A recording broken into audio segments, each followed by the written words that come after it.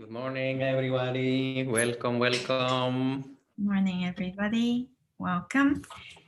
Today we are going to enter chapter 9. So a big day, something different. Today we are going to talk about more about meditation, more than, the practice, more than the other kinds of theory or Elements of the natural mind and elements matter. of the mind and matter, right? Exactly. Okay, so before starting, I will now share the screen and let's pay respect as usual. Okay. Kamathana from the Abhidhamma. Yes, session number 84. Okay, so let's pay respect. Yeah. Homage to the sublime, to the victorious one, to the totally self-enlightened one. Together in Pali. Namo tassa bhagavato arahato sama sambuddhassa. Namo tassa bhagavato arahato sama sambuddhassa. Namo tassa bhagavato arahato sama sambuddhassa.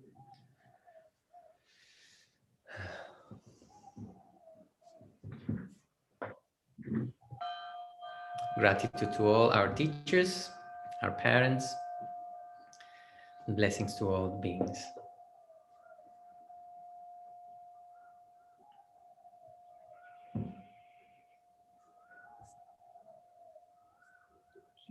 So good morning, Bante. Good morning, everybody. Morning. So we'll start with today's session on meditation, chapter 9 about Kamatana.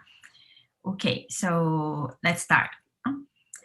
So last week, actually, we have talked a little bit about Kamatana and a little introduction about what we are going to see in this chapter. So just as a short reminder, let's take a little look again at the word Kamatana, just the definition. So we are refreshed about what we are going to talk about. Now, Kamatana, looking at this Pali word, we see it. This word is formed by two parts, Kama and Thana. So karma, as we usually know, it means action, but here is a little bit more specific because it means a special kind of action, which is the mental development. So actually this karma here means bhavana, the mental cultivation or mental development. Then Thana here is the arising place. It means the arising place. So the first meaning of Kamatana is the arising place of the mental development. So in which sense? In this sense that Kamatana, it means the object of meditation, because the mind concentrates on, or the mind take those objects as its object. No? So based on that, the arising place, the mental development is being done. So in this case, this Kamatana, the first meaning is the rising place of the mental development, hence the object of meditation. So this is the first meaning that we have talked about last time. And then another meaning of Kamatana, here the Kama means a higher development, as we have seen. Then Thana here, instead of the arising place, it means the proximate cause. So here the meaning is the proximate cause of higher development. So that means something that we do in order for those higher development to arise. No? So here in this case is the active sense, meaning the meditation itself. Yes. So Kamatana has two meanings. The first meaning is the object of meditation, which are called Kamatana, arising place of the mental cultivation, or the development itself, the cause for higher development. So here in this case, the both meaning can be taken. Then we have to see the context, in which context this Kamatana is talked about. Then we will know which meaning we should take. Okay, so that's about the word Kamatana that we have already briefly seen last week. Then now we will go into the content. So about Kamatana meditation, then as we have talked throughout all this time until here chapter 9, that we have two kinds of meditation, Samatha Bhavana and Vipassana Bhavana. No? So we know we have the concentration meditation, and then we have the insight meditation. So these two types of meditation is important for mental cultivation. No? Bante, if you have something to add, please feel free to. Yeah, as we have seen in the past, the Samatha Bhavana, we will see more details right now. That one, the differences between of them is the object they take and the attitude of the activity, or better, the activity of the concentration. In the case of Samatha, we are planning or trying to keep the mind, strengthen the ability of the mind to concentrate on a single object that is chosen. We will see all the kinds of objects, the 40 kinds of objects that were prescribed in the scriptures by the Buddha, and we focus the mind onto a single place. And in the case of Vipassana Bhavana, we want to understand reality as it is. In short, to contemplate the three characteristics of reality, of anicca, dukkha, and anatta. Understand, meaning Vipassana Bhavana will be the cultivation of wisdom. Using that concentration of the mind in Vipassana, we want to develop understanding, deep understanding of nature, the kind of mental activity that will liberate us from all suffering. Yes, thank you, Bhante. So here there is another interesting thing is that for Samatha Bhavana, Samatha meditation can actually be found in many different let's say non-Buddhist schools, no, like other different spiritual development lineage, lineage spiritual development, such as in Samatha Bhavana, we can find, of course, in the Buddha's teaching, but also in Hinduism, Jainism, and Christianity, and all these places, all these other schools, we can also find the concentration practice, Samatha different Bhavana. Different kinds of concentrations or contemplations that are made to be holding a single object, keeping the mind on the object, either recollecting on the qualities of the object, or in the case of Buddhism, strengthening the mental quality that is holding the object, making a mental exercise. Yes, even in the time of the Buddha, before Siddhartha, the Prince Siddhartha Gautama became the Buddha, there were already people in India practicing samatha meditation and even get jhanas and abhinyas. No, remember when the Buddha was a baby, then the King Suddhodana, he invited some wise men to come to see the baby, and they gave some prediction. They'll see how the baby is and like that. And then one of them. Remember that he cried because that when the Buddha grew up, then he will either become a king, or he like a really great king, or either he will become totally enlightened one. And then the King Suddhodana said, then that's both are good things, then why do you cry? And he said, because when he becomes the Buddha, I will be too old and I will not be around to listen to his teaching. No, so actually that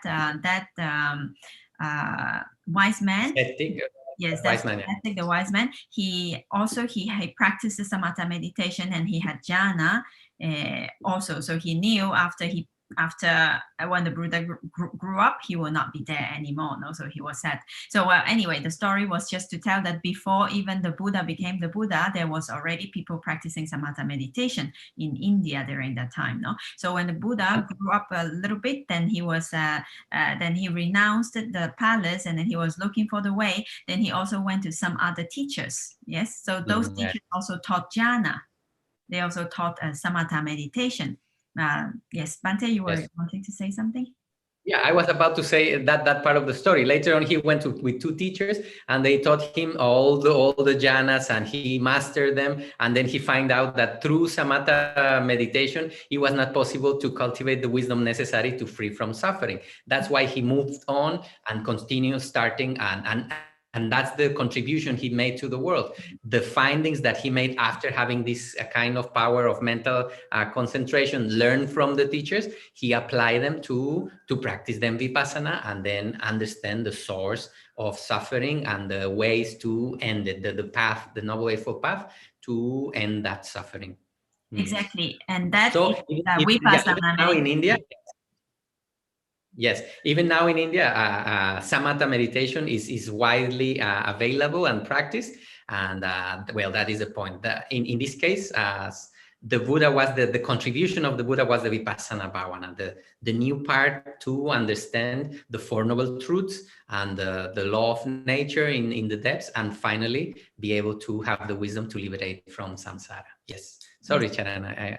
Yeah, sorry. Yes. So the main point here is that samatha meditation is actually not peculiar to the Buddha's teaching only, but vipassana meditation can only be found in the Buddha's teaching, which is when there is no Buddha and no Buddha's teaching, then the people do not know about vipassana, about cultivating wisdom for total liberation, no, for getting rid of the defilements. So now here we see that the Buddha taught both samatha meditation and vipassana meditation. These can be found, both can be found in the Buddha's teaching. But there is one very important point, is that the Buddha, although he taught samatha meditation, he always taught it only to be used as a basis for vipassana meditation. He never taught samatha for samatha's sake. So it's not like concentrate the mind and that's it, and then get jhana or something, or get abhinya. Jhana and abhinya is never the final goal of the Buddha's teaching. The Buddha always taught samatha as an aid, as a help for the mind to be concentrated so they can contemplate on vipassana. So the Buddha always wanted his disciples, his students, to practice vipassana, either with or without samatha, although he taught it, no? So so when the Buddha, he always taught, even when one gets jhana, then that's not good enough. So you have to come out of the jhana, but use that basis of concentration, contemplate how those jhanas or the jhana factors, the jhanangas, are also anicca, dukkha, and anatta. To understand them, their nature, real nature, then it is actually practicing vipassana for liberation, no? Yes. Okay. Yeah, that's the main contribution of the Buddha. Yes, the main aim is to prepare the mind through the practice of samatha, so the mind can be strong and stable in order to understand reality. It's a means, it's not the end.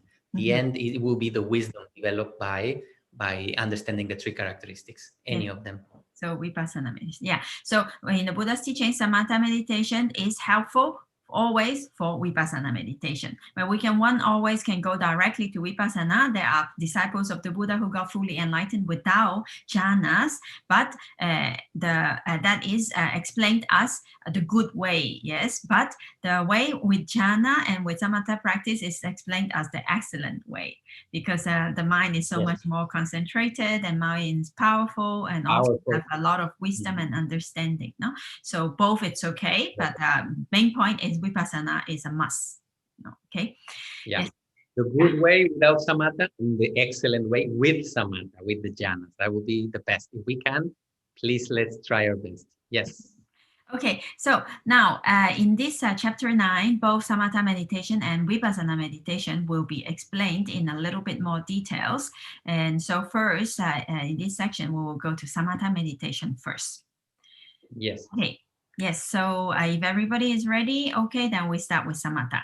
Now, samatha, actually, literally, it means calm or tranquil. So this word, this Pali word, samatha, it comes from the root sam meaning to be peaceful, to become peaceful. And the word means something. So samatha actually means something that makes some other thing peaceful. Yes. So let's see what samatha makes what. I mean, samatha makes something peaceful, no? So let's see, it makes what peaceful? Now we will see. So as we have seen previously, that this samatha actually, it calms down, or it makes the nivaranas and the kilesas peaceful, no? So it makes those... the hindrances to mental development, or the agitation of the mind, the negativity of the mind, this samatha meditation has the ability to ease them, put them at rest temporarily. To calm them down. So samatha is a meditation which calms or subdues those mental hindrances or those mental defilements. No? So just as a reminder, in chapter 7, we have already seen what are those mental hindrances and what are those mental defilements. As a reminder, let's take a look. usually the 5 hindrances we saw, we usually see is sense desire, ill will, sloth and torpor, restlessness and worry, and doubt. These are the 5 hindrances now. But in chapter 7, ignorance itself is also another hindrance. Now we have seen that these 5 hindrances are the main hindrances for samatha meditation, and ignorance is the main hindrances for vipassana meditation as well. So these 6 of them are all called hindrances in this case. Now, also as a little reminder or revision, the kilesas. And kilesas we have, as we know very well, the lobha, dosa, moha, then as well as mana, ditthi, vicikicca, tina, uddhacca, ahirika, and anuttappa.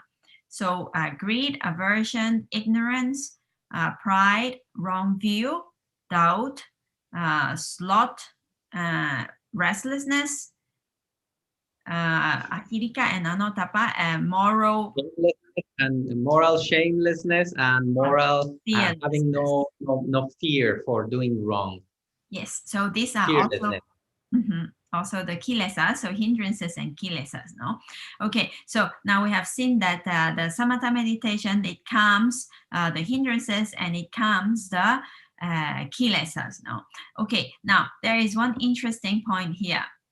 So if the samatha meditation make those nivaranas and kilesas calm and peaceful, so what about, let's let the teachers, Silananda, he put a question. So what about if the person is already an arahant? Then in that case, if he already became an arahant by vipassana meditation and he has no jhana, but later after becoming an arahant, then he practiced samatha meditation and he got jhana. No, also possible in this case. No, so in this case, for an arahant, he already has no more nivaranas and he has no more kilesas. So in that case, what does that samatha comes? No, so that is interesting. No, so in this case, for an arahant and totally enlightened person, samatha meditation does not calm those kilesas anymore because he has none of them. So what So what is being calmed is the mind itself. So why is that so? Because when the mind is taking different objects, let's say now we are looking at taking visual objects, taking sound, and taking a lot of different objects at each moment. No, so the mind is actually a little bit busy, not so peaceful, because it is taking many different objects. So in that case, for an arahant that has no more kilesas, when he practices samatha meditation, the mind takes only one single object and it stays there. Is not jumping around. So in that case, the mind is very calm and very peaceful and like that. So for a person who has no more kilesas, what samatha comes is the mind itself. Okay. Yeah, even for ourselves, anytime we practice samatha, when we start focusing on one single object, one of the first benefits, which is very encouraging for us to do every day, is that the mind gets calm because it's composed, is with us. We know where it is. It is focusing on a noble object or at least neutral object. So hence there is no possibility or there are less possibilities, better said, for negativity to arise. So this is one of the main benefits that arise as a side effect. But the most deeper one is the ability, when the concentration is strong, to subdue, to repress momentarily the negativities of the mind, so the mind can start seeing clearly. There are no mental ingredients that are causing distraction to the mind, especially on the akusala side. The mind can become steady and then see through, like any lens. Like when we have a camera with a very big zoom, a very little movement that you make, wow, the camera moves a lot when the zoom is very big. But when the tripod is very good quality, then the camera even there will be very steady, like it happens with the telescopes, isn't it? So when the concentration is there, it has the ability to, when the steadiness is there, we can see very clearly, very far or very deep.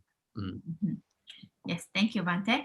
Okay, so now let's go back to not an arahant and just a normal meditator. In this case, in the first jhana, it has to calm the nivaranas and kilesas for the first jhana to arise. Yes, because without calming those, then concentration cannot happen and first jhana cannot be attained.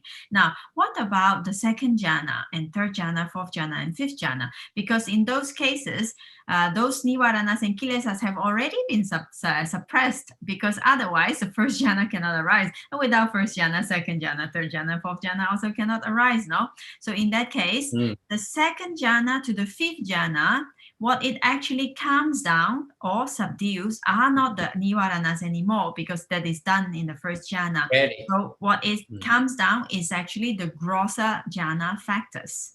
Remember, in the first jhana, we have vitaka, vichara, piti, sukha, and ekagata, no? So in the second jhana, it calms the grosser cetasika, jananga, the vitaka. So no more vitaka, then vichara, piti, sukha, ekagata. Then in the third jhana, again, the grosser one, which in this case becomes vichara, also is being left, then become piti, sukha, ekagata, etc. No? So in this case, the second to fifth jhana, what the samatha calms down is grosser jhana factors. Yes. Very detailed, no? Very interesting, no? Like it goes to like a specific person, specific situation, what actually the mind what is actually being calmed down, then like that. No, very interesting.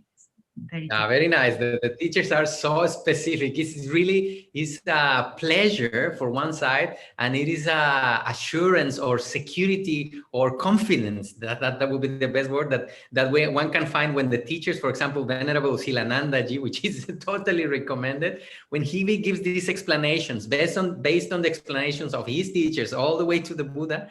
This specificity is very how to say, brings this kind of security or confidence that every single detail is being taken care.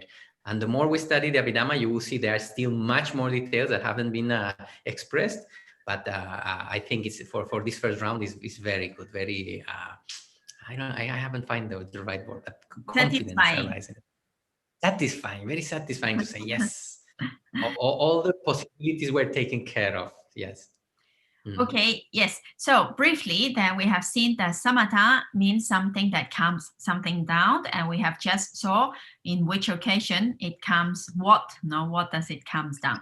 Okay, so the next section we are going to enter now is going to talk about the meditation objects for samatha. So these are the famous 40 subjects of samatha meditation that we have talked about so many times. Like there are 40 different meditation objects possible for samatha meditation. So we are going to look at them one by one in the coming, from now on. So as a brief introduction, then we will see that the first 10 of them are actually Kasiṇas. Kasiṇas, now we will explain this Pali word, but just take it as Kasiṇas, okay? Kasiṇas disc. So there are some kind of... the objects that we use for concentrating the mind. There are 10 different kinds, and there is a specific technique to do so, and we will see it today. Yes, we will see it, and also we will explain the Pali word Kasiṇa as well. Okay, so we have 10 Kasiṇas, so that 10, and now we will see. Then we have Asubha, that is the next meditation subject. So Asubha means non-beautiful. So the non-beautiful aspect of the body, no? So later on, we will also have go into details about it.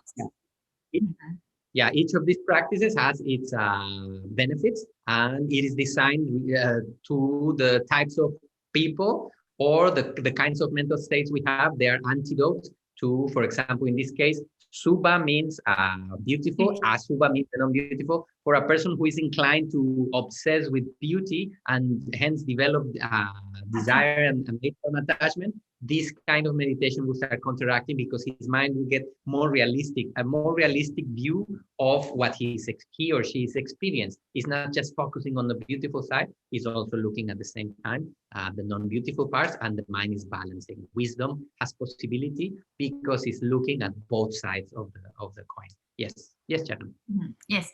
Okay, so this is another type of meditation object. Then we have Anussati. Anussati means recollection. So there are different kinds of recollections also for the concentration of the mind. We will go into details also. Then the next one comes Apamenya. Apamenya is limitless. So limitless, as we have seen, the four Brahma Viharas, Metta, Karuna, Mudita, and Upekkha, no? So like one developed limitless. Why is it limitless? Because one's developed loving kindness to all beings, no, limitless beings. Not like, okay, for this being, yes, for that being, no. So there is no limit to that. So it is to all beings. So therefore they are called limitless. Now later on we'll also go into details. No limit. Yeah, no limit also for equanimity. It can grow and grow. Equanimity regarding the other beings. Yeah. Okay, then we have sanya. Sanya here, perception. Perception here actually specifically is about a perception to food, about food. Later when we go into details, then we will go into that one. Then we have Vavadhana. Vavadhana is the analysis of the four elements, the four great elements, no? Earth, water, wind, and fire. Wind and fire. Yes, so those four great elements is the analysis of the four great elements. Then we have arupa. Arupa here are the arupa jhana objects. So in the which chapter? In chapter 3 and chapter 4, when we talked about the objects of objects, and also when we talked about the mental process of jhana, we have already seen them, these arupa objects. But anyway, for jhanas later we will go into details again as a revision. Just to mention one, you may remember infinite space or the perception or non-perception, this kind of meditation objects that are not based on matter anymore. It's just the concept that the mind is thinking on infinite space. It has nothing to do with something that the individual is seeing, hearing, or smelling, or anything. Yeah. That's why they call arupa, non-material kind of objects. Yes, and also the mind itself, no, because the mind that contemplated the first jhana and like that, remember? Anyway, we'll go into details later, no? So, okay. Now, so in this case here, altogether, there are 40 meditation objects here, and we will go to them one by one. So now we will start with the first Kasiṇas, yeah? The 10 Kasiṇas. Okay, so Kasiṇa in Pali, actually this word means the whole, a whole, or the totality. So why is it called the whole or totality? Because taking the earth Kasiṇa as an example here, Sayadaw Silananda explains that because when one takes the Kasiṇa as an object, one takes the whole of the object. No, we don't just take part of the object as the object. So we always take the totality or the whole of it. That's why they are called the Kasiṇas. Kasiṇas, the whole, no, Kasiṇas. Object, yeah. Object of meditation, yes. Yes, okay. So the first Kasiṇa, so there are 10, yeah. The first Kasiṇa is called the Paṭicca-samuppāda. Paṭicca-samuppāda, in this case, the earth Kasiṇa. So Richard, I feel a little bit more need to explain what is a Kasiṇa before entering onto one. Are you going? A Kasiṇa is a dish that we make. They are made of different materials, as you will see right now. So it's a disc that you place in front of yourself, and then you start focusing your mind on that disc. The discs are around 20 centimeters diameter. It is going there, Bhante. It is going there, but just to say, to know a Kasiṇa is a device, is a tool, meditative tool that we use to concentrate the mind. There are different kinds, as we will see right now, but it's an object that we place, and then we'll keep our mind focusing on that object, keep focus with a specific technique that we will explore right now. So it is a meditative tool, something that we make to concentrate the mind. Yes.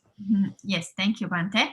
So we will take the first Kasiṇa, Paṭicca-samuppāda, as an example to explain what Bhante was just mentioning in a little bit more details. Then we will apply to all other Kasiṇas as well, actually.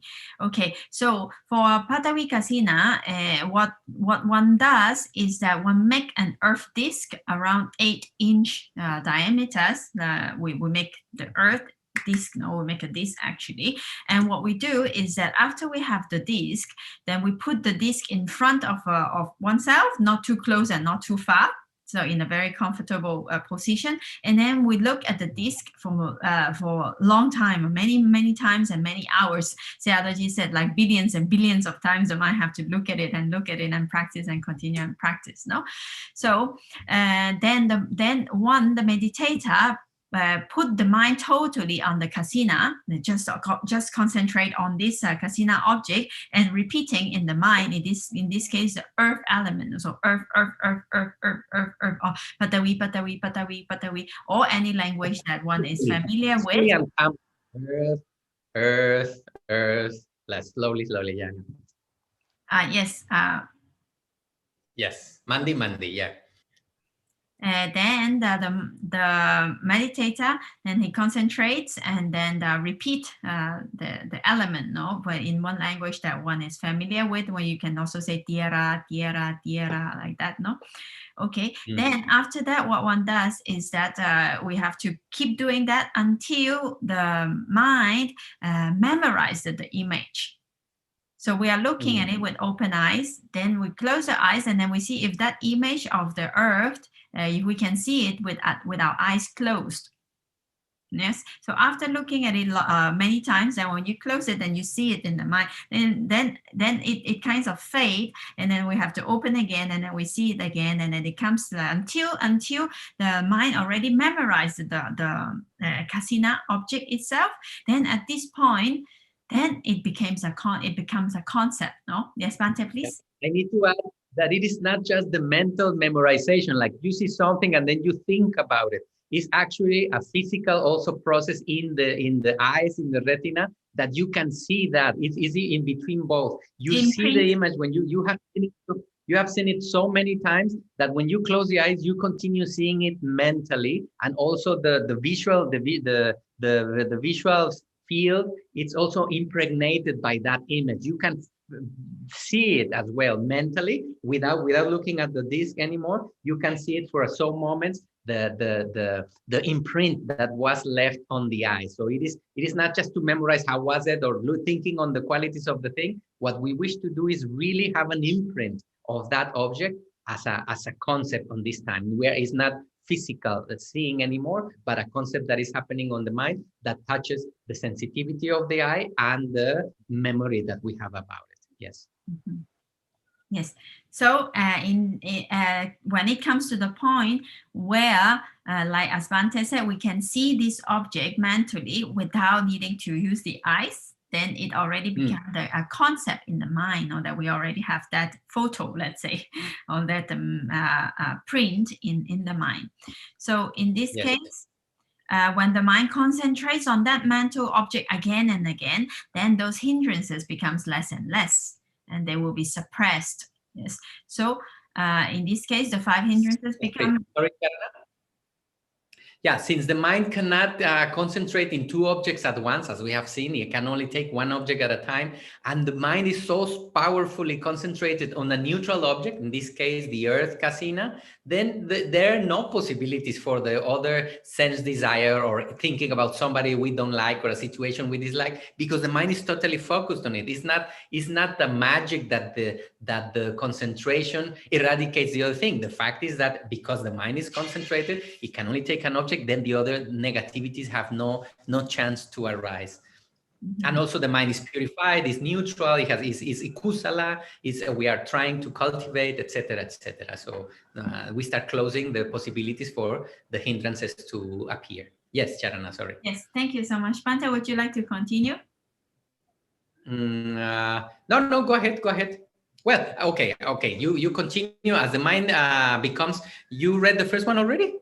When mind concentrates the mental image, again, the hindrances will become less and less. As I said, they will be suppressed temporarily. And then as the mind becomes clearer and clearer, the image will also become clearer mentally. You can sometimes, when making some experiments, you start looking on the imprint of the last visual object, and it starts becoming clearer in the mind. With the eyes by now are closed. So as you continue focusing and concentrating on the object, now on the concept with your eyes closed, it starts getting polished and polished and polished to the degree that the teachers mentioned that the image becomes like a polished mirror, like a very shiny, very polished. You continue practicing until the mental image is like a polished mirror, and then you continue concentrating on the object until you have a clear image, and the mind becomes clear, clean, and the hindrances definitely has settled down. There at that time, when the mind is really concentrated and the image is polished like a mirror, there are no chances for the hindrances to arise. Then the mind starts concentrating more in itself, and then when it becomes so powerfully inwardly collected, then at what point the first jhana will arise. It will be as we have seen on the kind of cheetahs that the mind can have. The mind will enter into a jhana, taking in this case the earth object. It used that object, this physical object originally based on earth, made it a concept, and then arrived to the jhana using that Kasiṇa as the source for that jhana. Mm-hmm. Yes, thank you so much, Bhante. So that is how the practice of samatha meditation with the Kasiṇa, Paṭicca-samuppada, specifically the earth element, the earth Kasiṇa as an object, and so it is being done in this way until the jhana chitta arrives. No, so for the other kinds of Kasiṇas that we are going to look at, we basically practice in the same way. So look at the physical thing, then until it gets imprinted in the mind, then you don't need the physical object anymore. Then you just practice again with the mental image until it becomes so polished that we concentrate. Huh? Yeah, polished. Yes, sorry. Yes, then it becomes like flawless, like the moon or like a mirror, like that, no. And then with that, then the mind gets so concentrated, hindrances get suppressed, then jhana arises. No, in the same way that we are going to not going to do all this process again, but we are going to introduce only the different kinds of Kasiṇas. Okay. Yes. Same technique for all the 10 kinds. Now we will see the 10 different kinds of tools, meditative tools that we can use. Some people feel more inclined to use one or the other. I encourage you to experiment. Yes, it's very useful, and we will say our personal choice. The one that, for example, one for me is the light one you will see now that has bring benefits. I see, and yes, it is very good to experiment with them. Yes. Okay, so let's go to introducing the other Kasiṇas. Yes, so the second one is actually Kasiṇa. So water Kasiṇa, water element. So in this case, we can also use water as a Kasiṇa. So one can use water in a container, like in this case, like in a pot. With clear water, so we contemplate the water inside this pot. Or sometimes it is also said that we can also look at some water in a lake or something, but we need to try to delimit some space in the water, not like the open water because it's too big. So let's say we look at this delimited space, like this circle or maybe one round or something. So we focus on that part only. So we have some limitation that will be easier. And then the teacher says something round will be good, will be easy to. Yeah, and then we start thinking peacefully, water, concentrating on the element, water, repeating on the mind, concentrating. Either you say it mentally or just concentrate on the object itself. And then we do the same process again. At the point that we close the eyes, the image is imprinted in the mind, we focus on that conceptual object and the polish, then eventually the jhana arises. Yes. Mm-hmm. Yes, so that's Kasiṇa, water Kasiṇa. Then the third one is Tejo Kasiṇa, fire Kasiṇa. So we can also use the fire element, the fire Kasiṇa. We can look at a fire. So in this case, it can be a candle, it can be a fire pit or any fire. Yes. So, but it is suggested by the teachers that we look to the fire through a piece of leather, a piece of cloth, or a paper or something. that has a hole, so we delimit the space in it. No, so when we put the cloth or the leather or a piece of cardboard or anything, so we look through that circle, so we only see the fire in that circle. Yes, so in this case we delimit the space to it, and that will be the Kasiṇa of fire. Yes, I really love to concentrate on fire for meditation. Actually, as you know, in Mexico, when they make the sweat lodges, I used to go. That was one of the practices that the medicine man used to say. He say, if you have a question, go and ask the fire. He will say that, and then he will sit us in front of the fire, just looking at the fire. So actually, now I realize, wow, that's a fire Kasiṇa. So whenever in Burma, for example, when I am on the ants round and the people is burning the leaves fallen from the tree from previous day, it's a very how to say, strong, beautiful, pleasant object to see the magic of fire happening and concentrating the mind on it. So I encourage you, my dear family, that the next time you see fire, let's put our mind to meditate and focusing on the wonders of nature. I mean, for the fact of fire to exist is already it generates a lot of curiosity in the mind, wakes up the faculties to be alert, and then we concentrate on it. Hopefully we arrive to the jhana. But yes, as Charana says, we can make a small pit of fire or a candle and then just focus calmly on the qualities of the fire, using it as a tool for our mind to concentrate until we arrive to the jhanas. In this case, if we have this, I have seen some monks doing it, and it is the suggested way by the teachers. Yes, Charana. Yes, okay, so just 2 details about what Bhante just mentioned, which I think is very interesting. The first one is when Bhante said that it is like when he looks at the fire, it's very pleasant and a very nice object. I think this is important, that when we choose what kind of objects that we take something that we like, no? Because remember the jhanangas, the jhana factors, piti is there, no? So the mind must be joyful, something that you like, no? So something that makes you happy. In this case, the mind can be easily concentrated, and you joyfully and happily and interested in what it is. Because if we look at something that we're not even interested in, then it will be very hard for the mind to concentrate in it, no, in this case. So from Kasiṇas, maybe you might think, something this feels like nice and attractive to us, or maybe this is just personal idea, but maybe it will be easy to concentrate. Taking care that desire and attachment doesn't arise. I mean, or personal liking. Sometimes, for example, the Asubha, I don't think it's not a Kasiṇa, but the Asubha practice won't be very pleasant to do, but it is necessary. We must be administrating the flow of our mind to whatever is necessary. But yes, as Charana says, we need to be joyful. We want to do it and move forward, because piti is one of the ingredients of the jhanas. And teachers, Deepankara teacher, she teaches the jhanas. She says that before practicing, it's good to send some metta to yourself and other things to keep the mind light. And she said something very beautiful. She says, before you practice meditation, think of yourself as a child. With that ingenuity, just meditate. Don't make it a heavy thing, or okay, I will meditate or something. Keep the mind light, because lightness brings interest brings wisdom. So concentration and all the good qualities. Yes. Light, and joyful, without marrying, without going too far to agitation, keeping the mind balanced into an interest and joyful attention. Yes, Charana. Yes, thank you. Okay, so the second point is Bhante also mentioned about focusing on the quality of the fire, which here we have to be careful, because now we are taking only taking the concept. So just fire.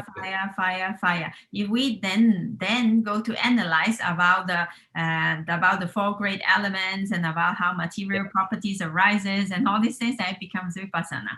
So we're not doing samatha anymore, no? So here only the fire concept, fire, and we don't need to go too far for this meditation. Too far into the qualities. Yes, thank you for the reminder, Charana. Yes. Yes. Okay, so that's Tejo Kasiṇa, fire Kasiṇa. Let's go to next one. Next one is Vayo Kasiṇa.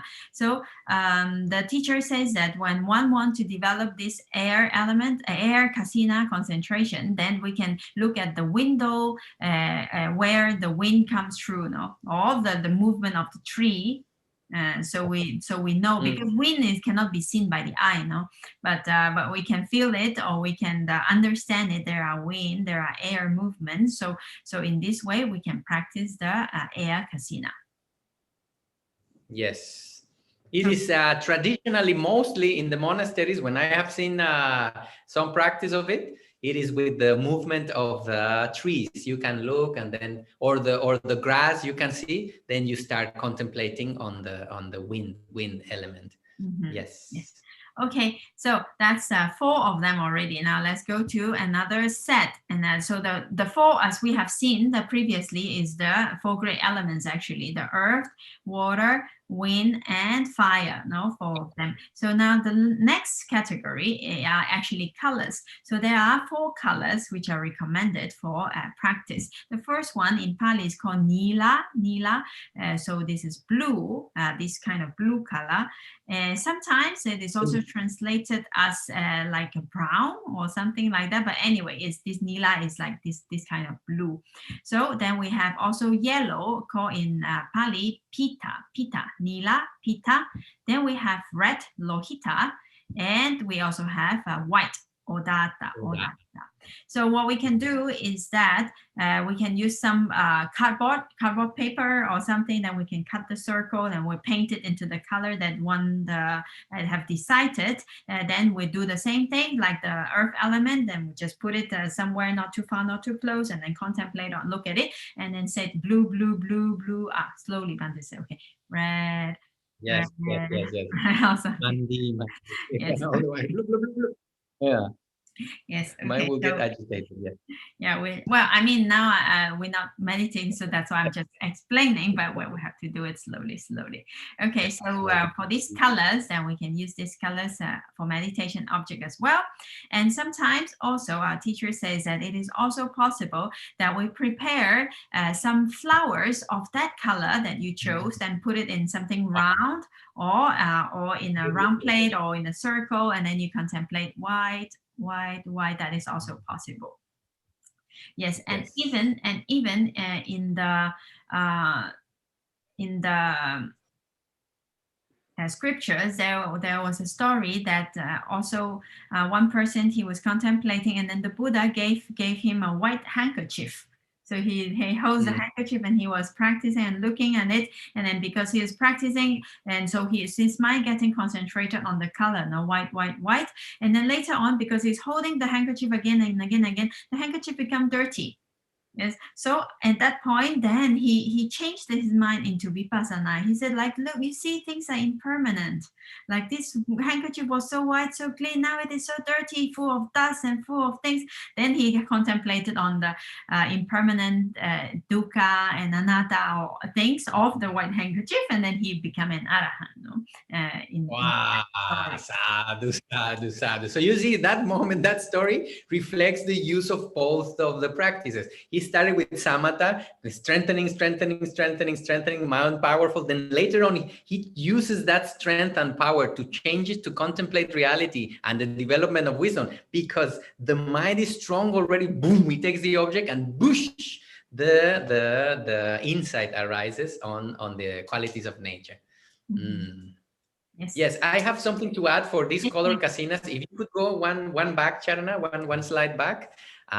It is the fact that whenever, my dear family, you make a Kasiṇa of color, it is advised by the teacher that you put it onto a background that makes contrast. For example, if you use the white Kasiṇa, you make a disc of 20 centimeters or something like this, a circle.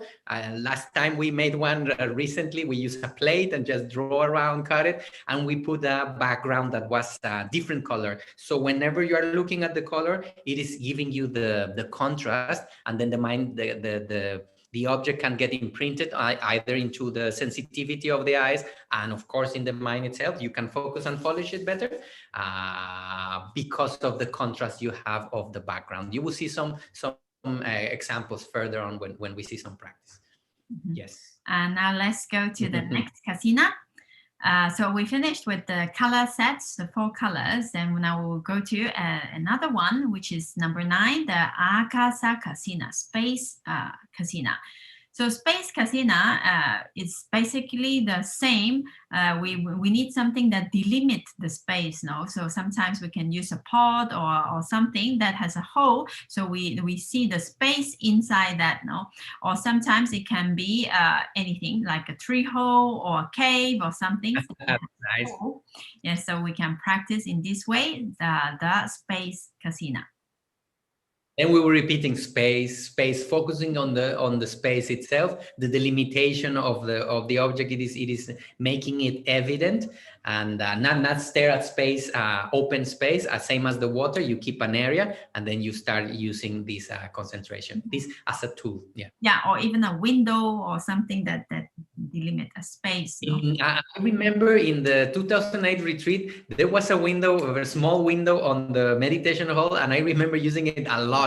It was both, because the window was kind of high and you could see the sky, so it was possible to do blue Kasiṇa when there were no clouds. When there were clouds, you could do white Kasiṇa, and when sometimes chose, it was the one that I was trying a little bit the most was space, and the window was the delimitation, and it was very at sometimes the mind could be stabilized and just looking on those qualities. Total encourage my dear family to experience and experiment with these tools. Yes. Yes. Okay. So now we go to the last Kasiṇa. The last Kasiṇa is Aloka Kasiṇa, light Kasiṇa, as Bhante has mentioned a little while ago. So this Aloka Kasiṇa, what can be observed is it could be the full moon light. So this light, and the full moon light is round, so it's very nice object. Or it can also be light, actually, like if you have a skylight, so lights that are projected, this light Kasiṇa, or even spotlight on the wall or on the floor that makes this circle that we understand this light, or a cave or somewhere, or from a window or something that the lights came in, so you can see those lights. So we can practice with these different kinds of sunbeam or moonlight entering through a wall, a hole, or projected by a light itself. So any of these can work. I have to say that I've seen friends carrying a torch, so they travel with a torch. So whenever they are in the meditation, in their room in the morning, early in the morning, they just turn on the torch and project it into the wall, and then they sit in front into a nice distance. And I have seen friends practicing this light Kasiṇa. And I also have to say that in my case, it's one of the favorite ones, because when you look at light, it leaves the imprint on the sensitivity of the eye more clear. So I have in the room one little candle. It's a little bit warm light. So sometimes I put it in front, focus on the light, the same way that you would do with fire, with a candle, and stay there. Then when you close the eyes, the imprint of the sensitive area of the eyes helps you to focus now on that thing and make it a mental image and continue trying. I have not get jhana yet, but well, the technique is simple, and you just go and do it over and over and over and over again, and continue trying until the mind gets very skilled onto recognizing this mental object, polishing it, and then the jhana may either arise one of these days for all of us. Yes, Charana. This very also is maybe my favorite. Right now, I've been practicing with this one. Very, very interesting. Mm-hmm. Yes. Thank you very much, Bhante. So now we have finished looking at all the 10 kinds of Kasiṇas. So as a summary, then I have put the pictures together. We have the one set of 4 of them for the 4 elements: earth, water, wind, and fire.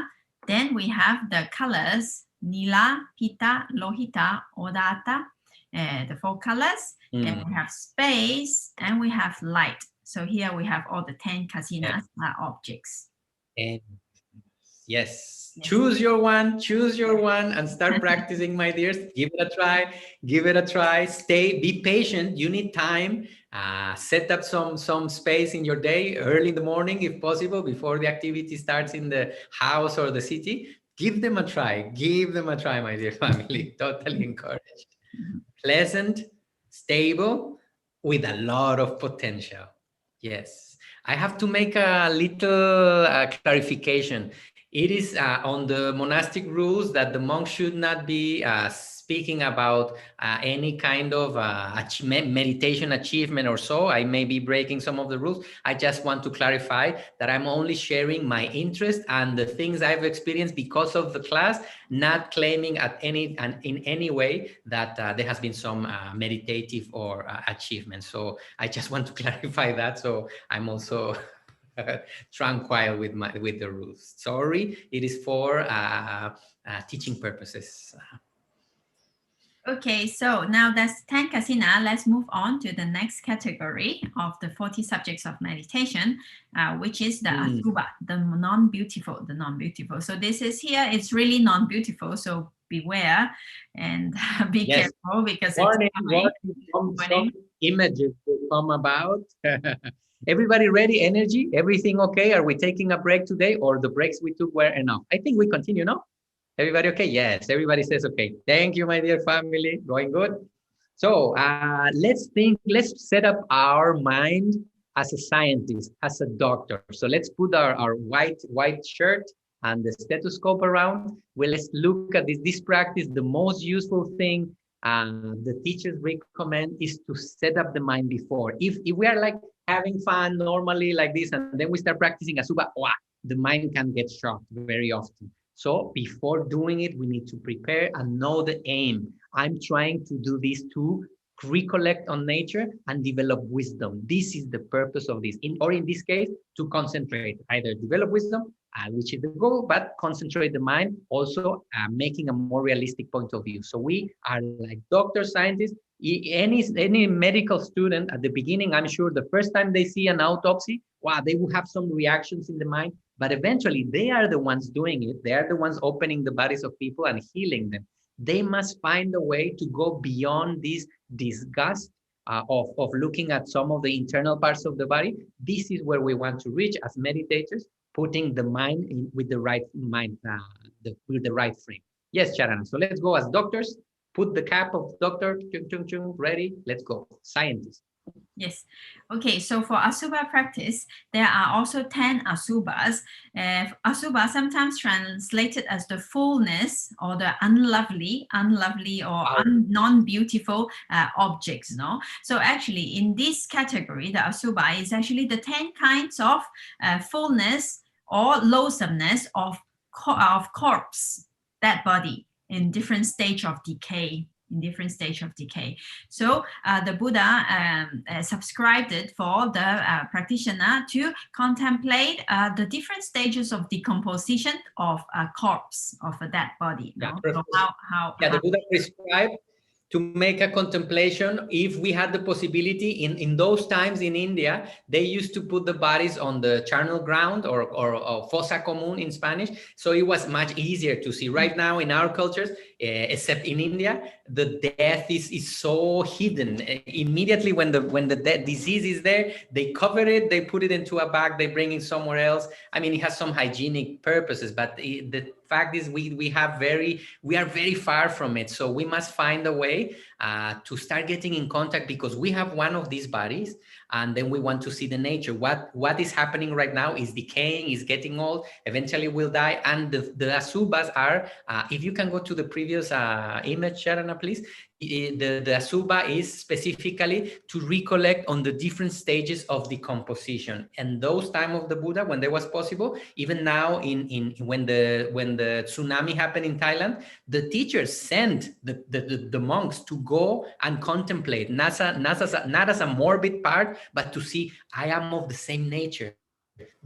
That is going to happen to this body. So this fantastic, idealistic, and ignorant idea we have about ourselves, we start breaking it up to understand the nature of reality with a stable mind. This is why we said it's very important to keep the mind stable and know why we are doing so. So as we see in the image, you see the fresh dead body, and then as it starts going, we will be explaining right now the different stages that the monk or the practitioner or the person who wishes to develop wisdom about nature needs to be contemplating. Yes, Charana. Yes, Thank you. thank you, Bhante. So as Bhante said that nowadays it is difficult for us to do this practice. Previously in ancient time, then people can go to the channel grounds or the cemetery, and then they see the dead body there, and then they can contemplate on the different stages.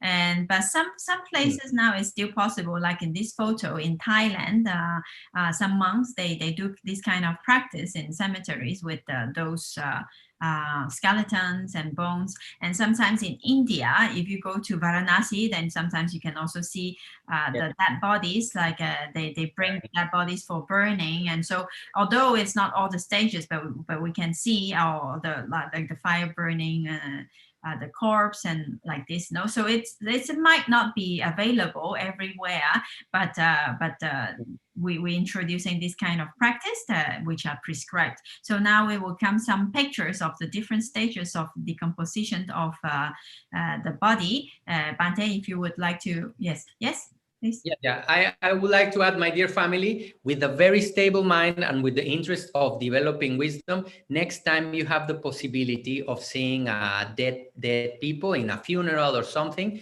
make use of that possibility to contemplate. There are some instructions that the Buddha gave, thinking, I am of the same nature. I have not gone beyond dying. So this is going to happen to this body. And whenever you have, because our own teachers have encouraged us in the past. Recently, a good friend, a nun, we were in Burma, we saw her one day and she said, okay, call me so you come to the monastery and we have a chat. Yes.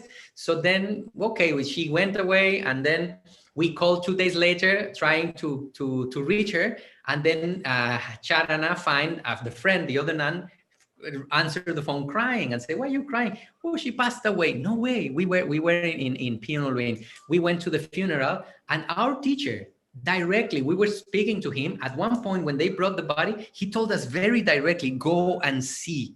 Please go and see. But he gave a very strong instruction at that time. And then he sent us to look at the reality, using the opportunity to understand nature. We must break the fantasies that our mind is carrying. And that's why the Buddha prescribed this kind of concentration, only to get realistic about it with a stable mind. Yes. Be careful anyway.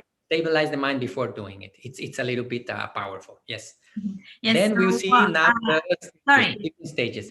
Sorry, Bhante. Yes, before that, right now, Bhante mentioned another kind of practice which comes in the category of the recollection of Anussati, no? Of remembering when we see the dead body, then we remember also I am of the same nature, I will also die, one day I will become the same. So that comes in the recollection, the meditation. So this is actually a different meditation object from Asubha. Asubha, we're contemplating on the unbeautiful, non-beautiful, on the fullness, loathsomeness of the stages of decomposition. But of course, we can do this practice, we can do the other practice, then we can do all the practice together. But just we know that they are different kind of meditation objects, since we are talking about different the subjects of meditation here now. No, okay. So yes, Bhante, go ahead. Yes, go ahead. Okay. Yes. So as we are contemplating, the teachers advise us to first, if we have the possibility, to see the fresh dead body as it is, lifeless, conscienceless, and just the body is staying there. Then as the developments continue to go on the decaying process, we can see the next stage. You go ahead, Charana, you have the notes over there. Yes. Then we start looking at bloated corpse, the corpse, as we have seen. We have done that in Mexico as well with animals. Yeah, when you are traveling somewhere, one time I remember we were going somewhere and the smell of dead animal was happening. We saw where it was. We stopped for a little while, and the horse or the was dead that died was on this stage of decomposition. Was when the body starts, the liquid starts being released and the body starts se empieza a hinchar. It starts getting bloated after 2 or 3 days that the corpse it starts swelling up. Yes, Charana, please go ahead. Bhante, please continue if you wish. Yes. Okay, then we have the livid corpse. It starts getting changing color a little bit, starts getting purplish or blackish. This happens a lot. I'm sorry for the images. Remember, we are doctors and scientists. Or forensic. That is the best way. We are forensic students, and they find a way to go beyond all of it. People who get drowned in this kind of this stage, it's very easily to be seen.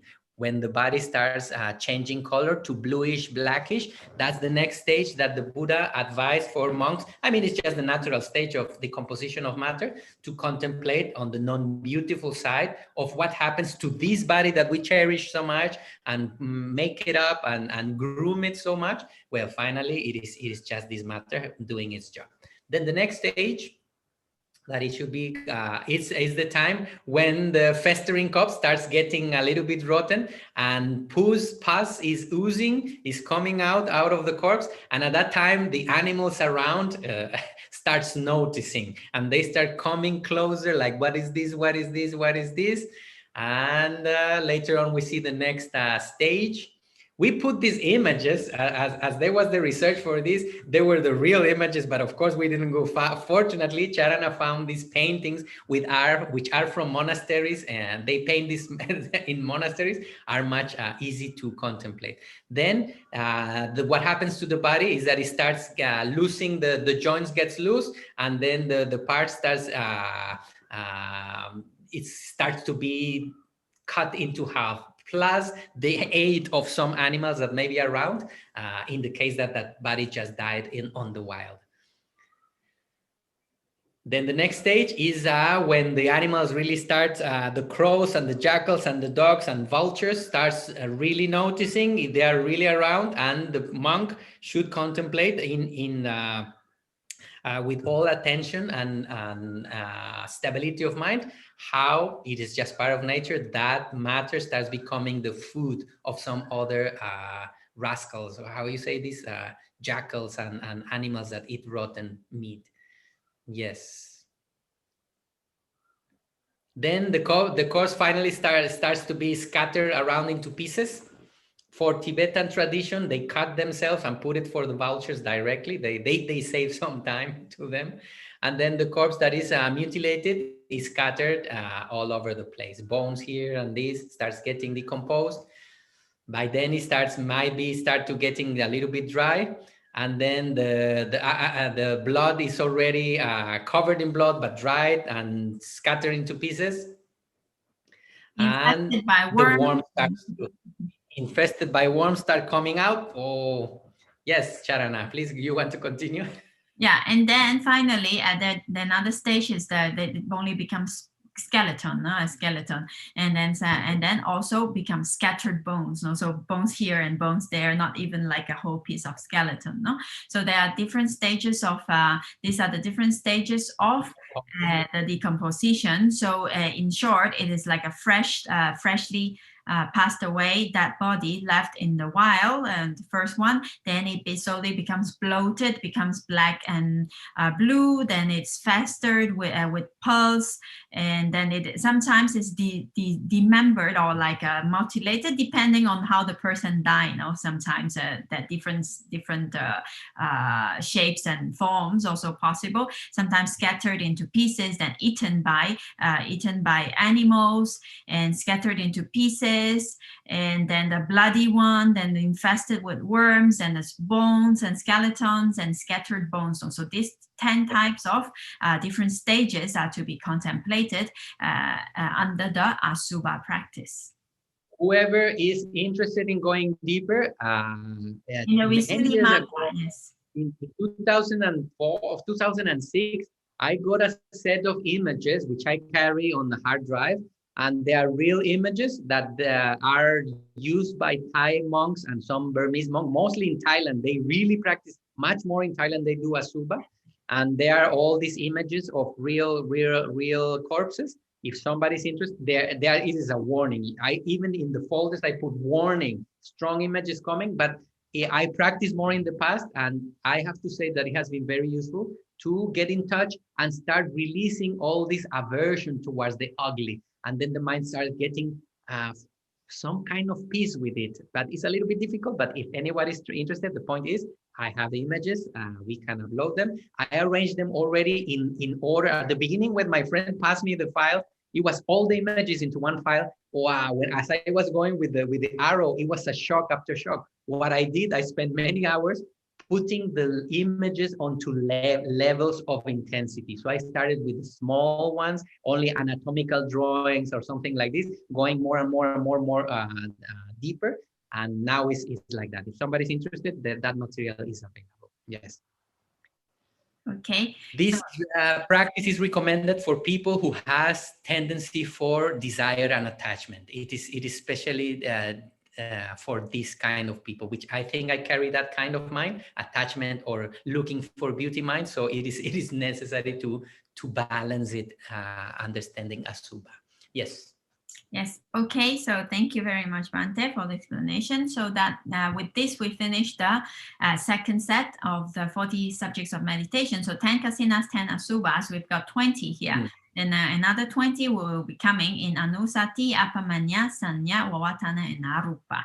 So now let's go to Anussati, the recollections. Yeah, the recollections. So the recollections, there are also another 10 recollections. So we will divide it into different sets, and then we will go to see them one by one. The first one is beautiful, is the recollection of the virtues of the Buddha. And then we also have the recollection of the virtues of the Dhamma and the virtues of the Sangha. No? So that is actually what we usually recite in the beginning of the class. Sometimes we do Itipiso, Bhagawa, Arahan. No? So let's go to the recollection of the virtues of the Buddha. So in this case, when we remember the Buddha, how the virtues of him, not actually, when we pay respect, our teacher always, he reminds us, when we pay respect to the Buddha, when we feel gratitude to the Buddha, and actually it is what we are respecting is not the Buddha as a person, of course the Buddha, but what we appreciate and what we respect is the qualities of the Buddha. Yeah, what makes the Buddha, why he's special, why he's wise, what kind of conduct he had, the gold, what we can practice as well, the inspiration. Yes. Yes, so this is important in the teachings of the Buddha. When we bow, the three bows for the Buddha, the Dhamma, and the Sangha is always for the quality of the Buddha, the quality of the Dhamma, and the quality of the Sangha. Never because of a person or because they are monks or not like that. It's always to the qualities, the qualities that we aspire to get, the qualities, good qualities. So for the real value of the individual, yes. Yes. So the recollection of the virtues of the Buddha, as I've just said right now, we recite a lot. Itipiso, Bhagawa, Araham, Samma Sambuddho. So it says the blessed one here, Itipiso Bhagawa, the blessed one is a worthy one, the Arahan, Samma Sambuddho. What is his quality? Rightly self-awakened one. So he does it by himself, Samma Sambuddho. That means that he got enlightened through his own effort. He has no teacher who taught him how to do. He found the way by himself.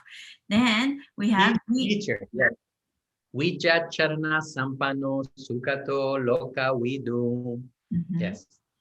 So that is endowed with, it went very quick. Endowed with knowledge and conduct. Vijja means wisdom, actually. Panya, the same. Knowledge. Yeah, knowledge. Avijja is ignorance. Do you remember? Vijja is wisdom. Avijja is ignorance.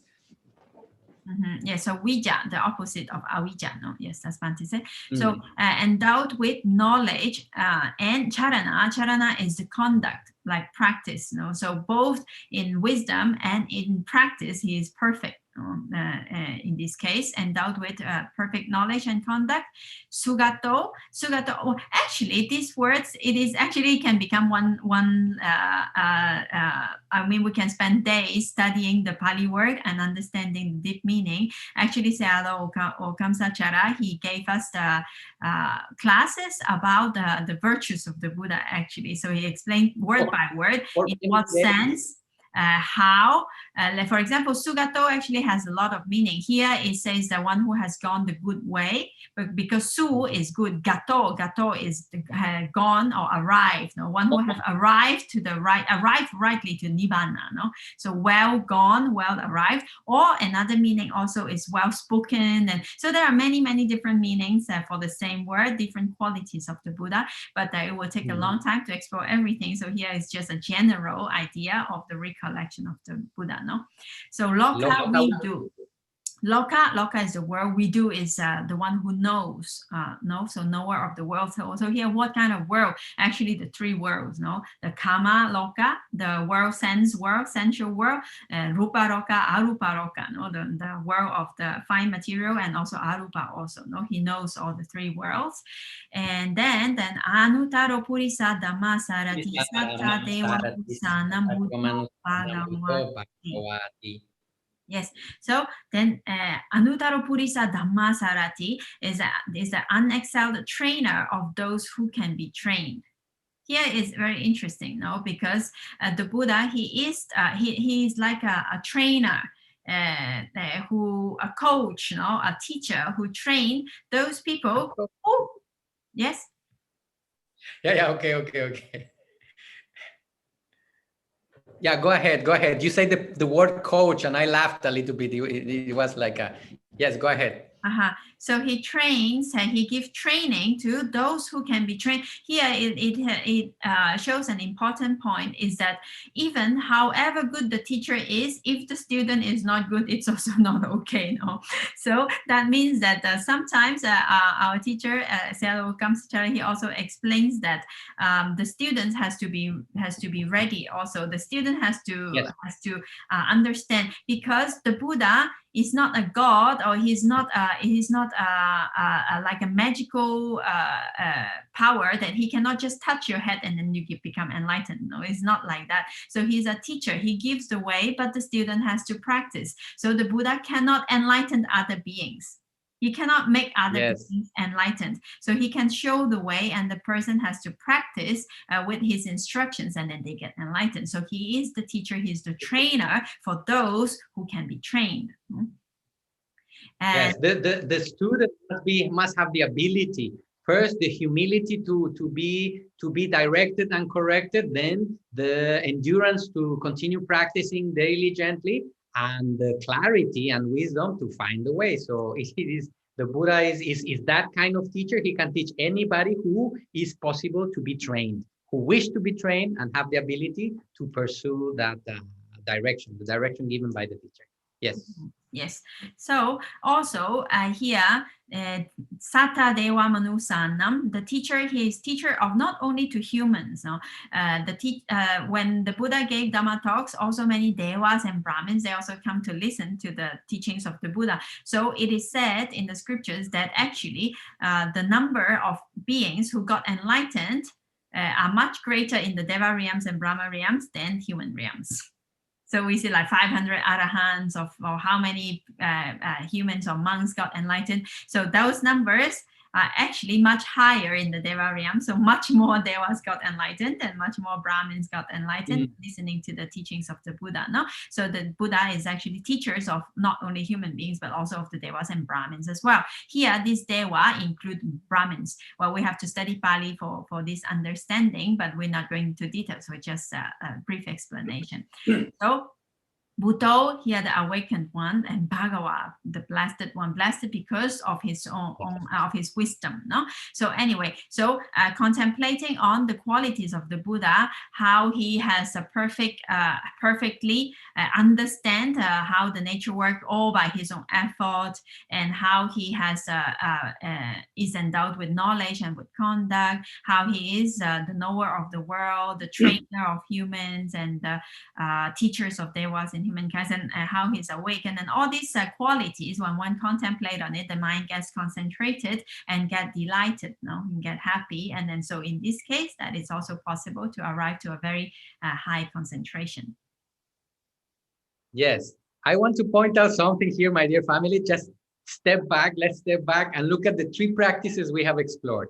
We saw the Kasiṇas, which is just the tool that we use for concentration. Then we saw the taking the Asubha, which was a little bit intense. Just thinking of the object is a little bit intense. Now look at the beauty of this contemplation. You are looking on the beautiful side of one of the most wise people who has. I mean, the kind of people, not the only Buddha. There have been many. The kind of people who is the wisest that can touch this earth. So you can see the scope and the menu for practicing and developing our mind. We have many choices. Remember Asubha, how our mind was a few minutes ago and how beautiful it is right now. So we have the choice. I will say that in order to have, like any diet, any balanced diet, you need to have a different kinds of food. In the same way, to have a balanced meditative diet, I will encourage you to practice all of them and the mind will be more inclined to one or the other. Practice some beauty, for example, on this one, joy and inspiration, hope. And then later on, with that stability, you can take, for example, some Kasiṇa or some Asubha. You balance the mind. And especially if your mind has some aversion towards some of the practices, some of our teachers have said, I think that is where you need to start working, because the mind doesn't want to look. The mind is shrinking away. So just pointing out, see how wonderful the menu of possibilities for developing our mind it is, from beauty to ugliness and stability. Already we haven't finished, but very nice. Yeah, as we have seen in the introduction to chapter 9, there are different temperaments of different people. No, so for example, for those people who are more sada tendency, they have more confidence or faith, inclinations. So for the recollections of the Buddha, they make the mind delighted, glad, and so this is easy for them to get jhana. Then for those people, as Bhante said previously, with more lobha or raga,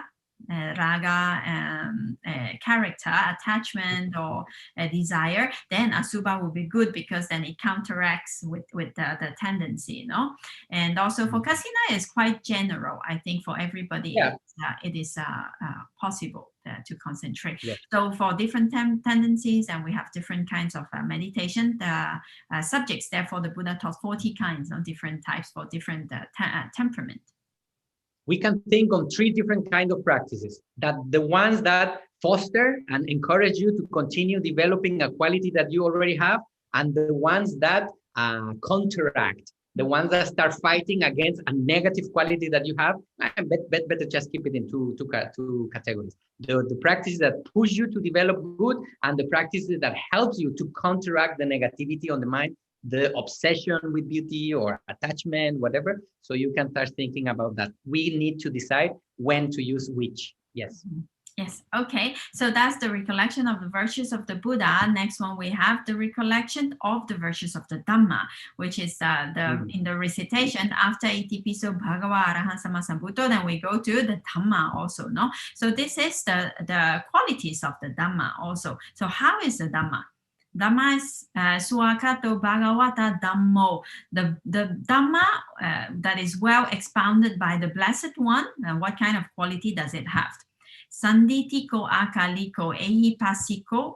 Now, okay, let's see these 3 first. So, sanditiko, that means to be seen here and now. Here and now meaning in this lifetime, it can be seen. Sanditiko, no? So it's not something that when you die you go to the heaven and you experience it there, and not something like that. But experience the Dhamma there. No. Yeah, the happiness and this to be experienced in this present life, no, in right here. So sanditiko, akaliko without delay. Specifically now, since you know Abhidhamma, we know this word. Actually, in ultimate reality, it refers to Magga Phala. So after Magga Chitta arrives, then Phala arrives immediately. There is no gap in between, no delay. So this akaliko, kala is time, no time. So that means no gap, no delay. Magga, immediately Phala. So when Dhamma, when the understanding of Dhamma, there is quality of the Dhamma, no? And after understanding Magga, then immediately the fruit arrives, Magga and Phala immediately. Then ehipasiko, inviting to come and see, then that means that it is not something to be believed, and then you have to come and try it and see it for oneself. No? So that's the quality. Come and try it. Take a look for yourself. It is nature is happening anyway. Just take a look. Ehipasiko, come and see. Prove it by your own experience. Nothing to be believed or blind faith or anything. Don't believe the thing. Go and learn it, go practice it, prove it in your own experience. Ehipasiko. Yes. Then we have Opanaiko, Pachatam Veditavu Vinyuhiti. Opanaiko is actually leading to Nibbana, or actually. Sometimes the translation say leading onwards or leading like that. But actually what it wants to say is that the Dhamma leads to Nibbana.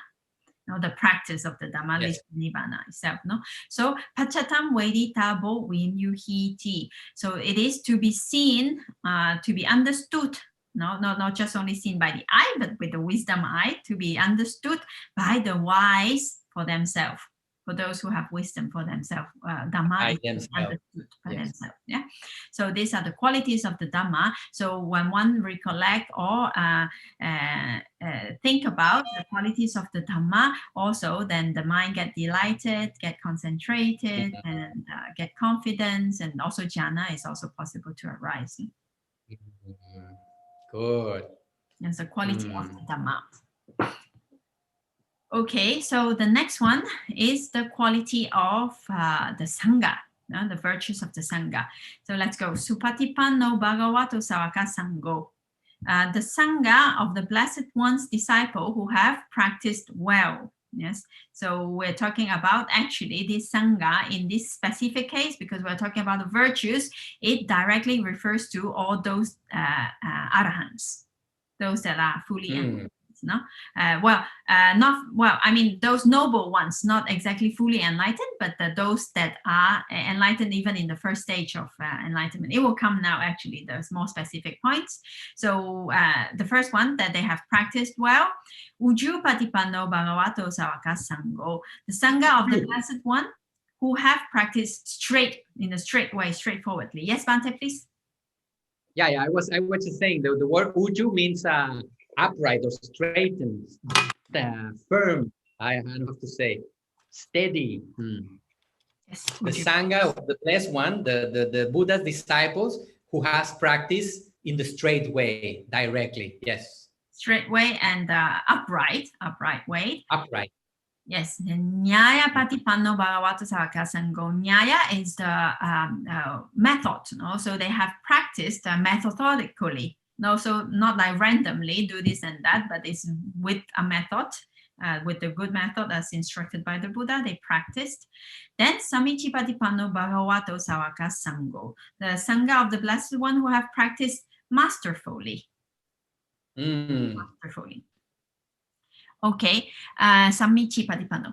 Okay, then so these are the Sangha, the Blessed One's disciples who have practiced well, practiced uprightly, straightforwardly, methodically, and masterfully or skillfully. Then who are they? It comes Yaditam Chatari Purisa Yugani Atta Purisa Pugala.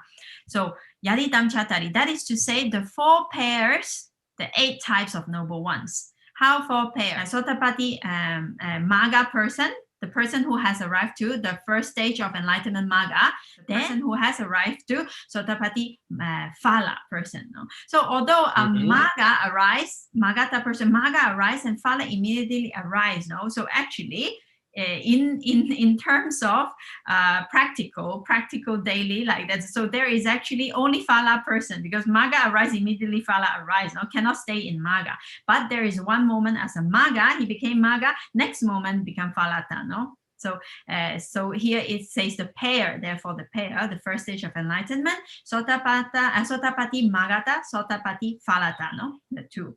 Then we have the second stage, Sakadagami Magga, Maggata, Sakadagami Phalata person. No? So the 2 pair of the second stage of enlightenment.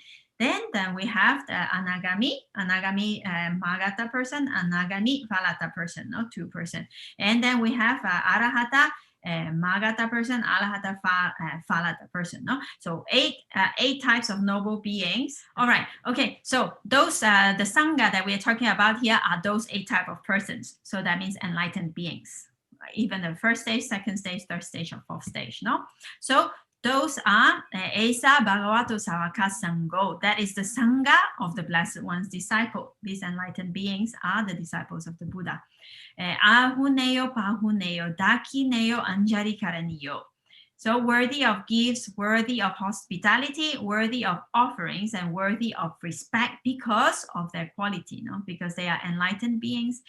They have a good mental development, so they are worthy of our respect and offerings, hospitality, and gifts. And why? Because Anutaram Punya Ketam Lokasati, they are the incomparable field of merits for the world. Whoever have the opportunity to encounter such a being and do some good deeds, like some offering, some respect, or some hospitality, those seeds that we are planting are incomparable merits. They are like really, really big because of the quality of the receiver.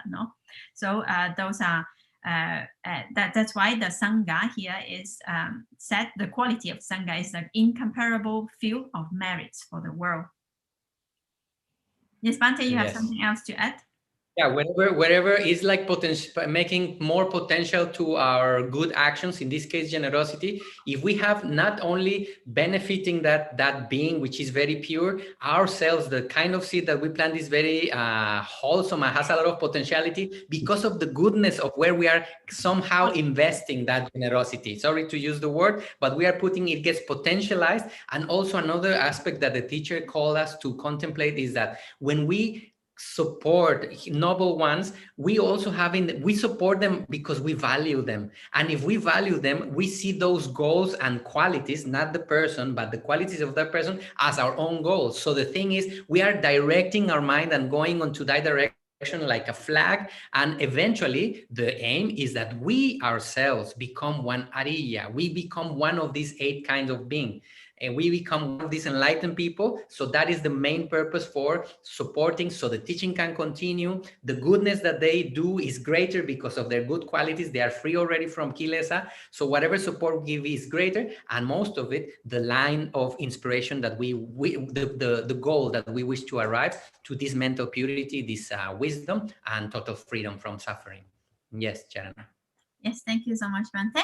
Okay, so with this, then we have completed the recollections of 3 recollections of the virtues of the Buddha, virtues of the Dhamma, and virtues of the Sangha.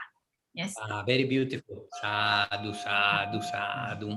Yes, it's very nice. Actually, by reciting the ETP, so and if I do encourage everybody to start reciting those, memorize or reciting those these 3 virtues of the Buddha, Dhamma, Sangha in Pali, and it is very nice when you pay respect and then you chant, and then while chanting, then you remember the qualities, which one, what the word. No, we have to understand the word. Otherwise, if we just chant without understanding, it's not meaningful. No, so let's say when we are saying the Pali word and we understand what it is, then those contemplations are actually very, very nice, and it keeps the mind in the very kusala state. No, even if we don't get jhana yet, but at least the mind is in a very good environment, and a lot of kusala in this case also. Lots of good quality for the mind for contemplation.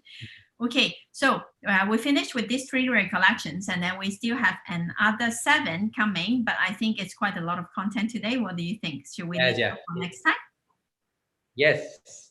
I think so. It's time also, and I think it's enough information for today. And as you can see, pointing out back again, the beauty and the menu that we have for contemplation can be from the very gross to the neutral to the very beautiful. We know how our mind is, when is the right moment to do. There are many possibilities. May we continue inspired, cultivating the good qualities of the mind with all the possibilities that the teachers left.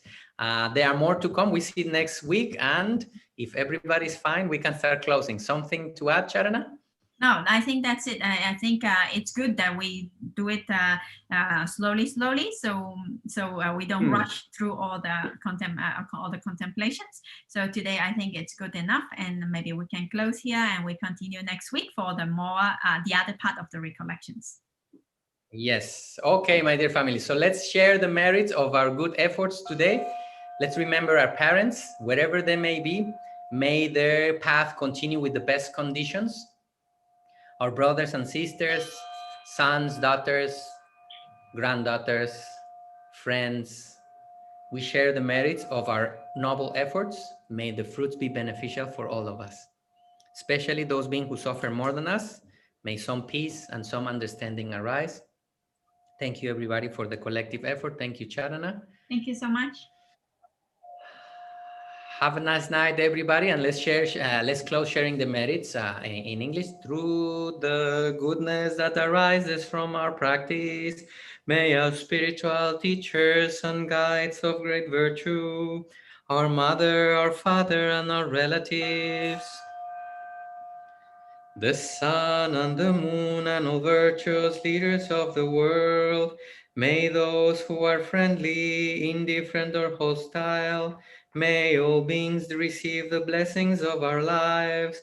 May they soon attain the threefold bliss and realize the deathless. Through the goodness that arises from our practice, and through this act of sharing, may all desires and attachments quickly cease, and all harmful states of mind, until we realize Nibbana in every kind of birth. May we have an upright mind, with mindfulness and wisdom, austerity and vigor. May the forces of delusion not take hold, nor weaken our resolve. The Buddha is my excellent refuge, unsurpassed is the protection of the Dhamma.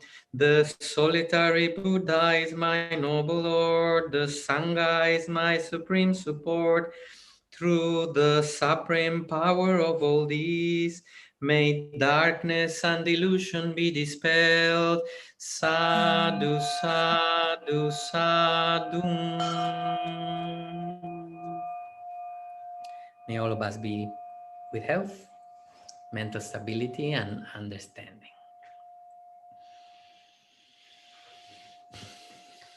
Thank you very much, everybody. Have a good night.